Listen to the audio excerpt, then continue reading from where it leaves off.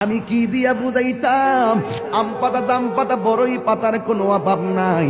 কোনো পাতা দিয়া বড়ই কোনো পাতা দিয়া গরম জল করে না, বড়ই পাতার পানি দিয়া কেন গরম জলটা করে?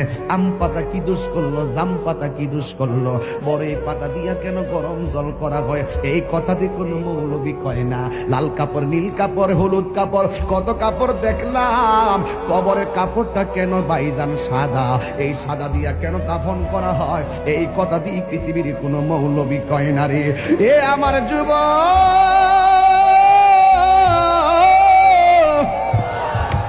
কি দিয়ে বুঝাবো কবরটা কেমন ডেঞ্জারাস? কি দিয়া বুঝাবো মরণটা কত কঠিন?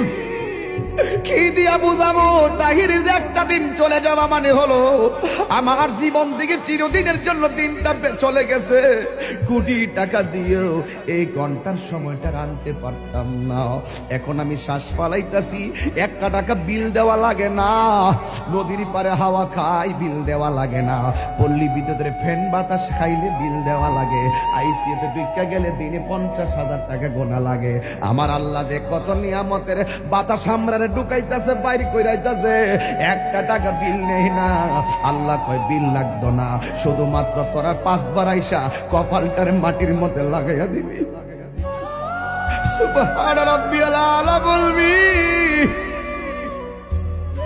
দুনিয়ার মালিকের ডিউটি 20 দিন না করলে 20 দিনের বেতন কাটা। আর আমার আল্লাহ তোরা হাজিরা দিছে দৈনিক 5 বার।